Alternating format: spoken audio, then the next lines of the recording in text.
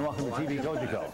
Our program today is Municipal Matters. I'm good. Joining me will be Dave Avery, the 2010 famed Central Canadian Championship in Bodybuilding and Fitness, which is going to be held on April 17th, and that's going to be at St. Mary's High School. Tickets are available for the public.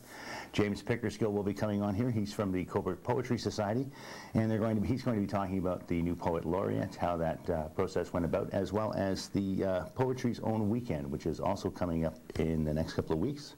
But first up, we have the folks from the Citizens for Alternative Solutions. Joining me is Bill Patchett, Frank Farago, and Bridget Campion. Nice to see you, folks. Always a Bridget, pleasure. Always a pleasure. Haven't seen you in a while. Frank, nice to meet you.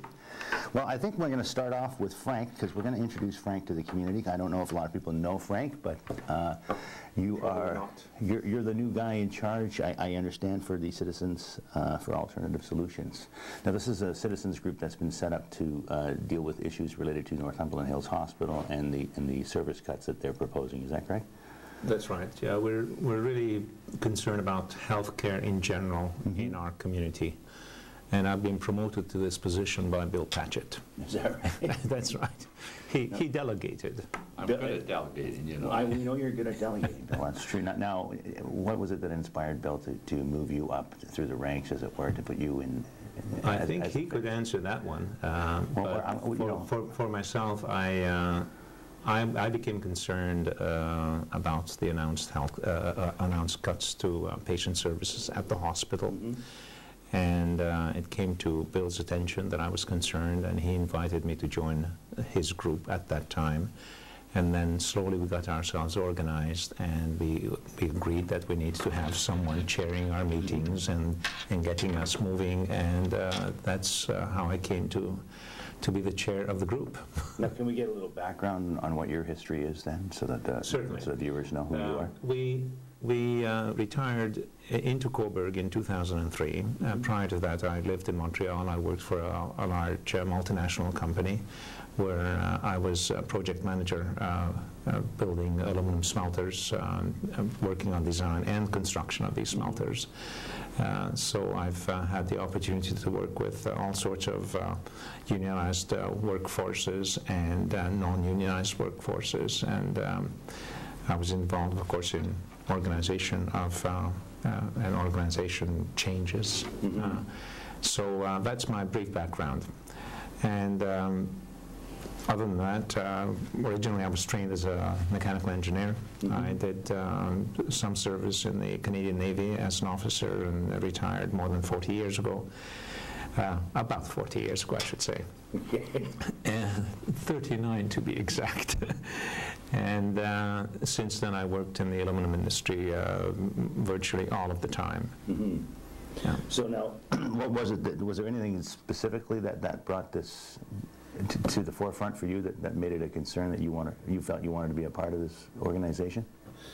Well, when we moved here, one of the reasons why we moved here was because the hospital at the time, when we made our decision to move here, was under construction.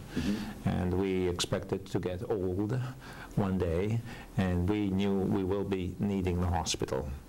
And it was a bit of a shock to hear that our brand new hospital had to face cuts to patient services. And my concern was really that, what is happening to the hospital, and then I started to discuss it with fellow members of our community, and that's, I think, how I came to Bill's attention. Okay. Well, I'm going to move to Bridget now and talk to you about what your concerns were. Now, I know in the last municipal election, actually, you ran for mayor. I did. And so you already have an idea of the community, obviously, and what its needs are. And what was it that brought you to the attention of the Citizens for Alternative Solutions, or at least made you go to work with that There were a number of things. First of all, before I ran for mayor, I was actually on the hospital board. Okay. I was on the interim board, the one that was appointed just before the hospital got under construction. And I was also chair of the Quality Care Committee at that time. So while all eyes were focused on the so-called new hospital, Quality Care Committee was interested in maintaining the services in the so-called old Cobourg Hospital. And at that time, we actually got a directive from the government to close 14 beds. And the nurses brought this to my attention. And of course, here we are in a smaller hospital, on the verge of building a much larger hospital, 130 beds, and we're given this directive to close beds in our smaller hospital. So nurses were very concerned, and of course we board members became quite concerned about what this would mean to our community. How could we ask our community to support a larger hospital while we're cutting beds? And in fact, what we did was we kept the beds open. Okay, no, I understand. One of the things, too, that is upsetting people, especially as it pertains to this hospital, is that both the Cobourg Hospital and the Port Hope Hospital were closed and amalgamated to make this one larger hospital. And the number of beds between Cobourg and Port Hope, if you were to do a combination thereof, is probably something like 25 to 30 beds more than what was being allotted for this new hospital. Is that not correct? You know what? I'm not a numbers person. Okay. I can't Either way, speak to that. what we're seeing with the new hospital was less beds. Right, and this is the other thing that drew me into it. Was I'm from the Niagara Peninsula originally. I've been in this community 15 years, but I was born and raised in the Niagara Peninsula, and they have a catchment area of about 300,000 people there. They have several community hospitals, but one by one, they're closing services. They're closing hospitals. They're about possibly to be building a very large hospital in the very northernmost area of that catchment area. And my feeling is, again, I'm also a healthcare ethicist, my feeling is that there is a trend to be closing community hospitals. And I think that that is a huge mistake. Even as we are galvanized by what they're doing on University Avenue in Toronto, for instance, we mustn't lose sight of the importance of the community hospital. And so this is another reason that I'm involved in this, because I think that this is part of a larger trend, and we've got to resist it.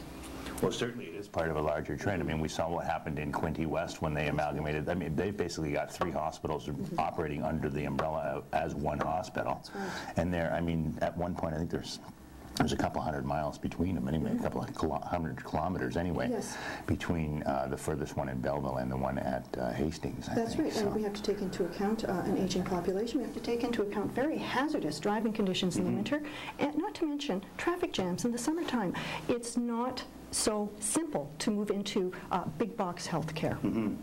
Well, and when you refer to it as big box healthcare, I mean, part of the problem that this hospital has, is, as well as the hospitals in the Niagara region are, is that they're being controlled by the local integrated health networks, in this case the LHIN here in Eastern Ontario, and their directive is to assure that it's acute care facilities, and that's what people are saying, that's what the government is saying. People are telling them we want acute care facilities, but what we're talking about here with community hospitals is hospitals that provide a lot more than that. They provide, in the case of this hospital, long-term care beds, a diabetic clinic for people who are just discovering they have type 2 diabetes, for a little bit, how to manage that.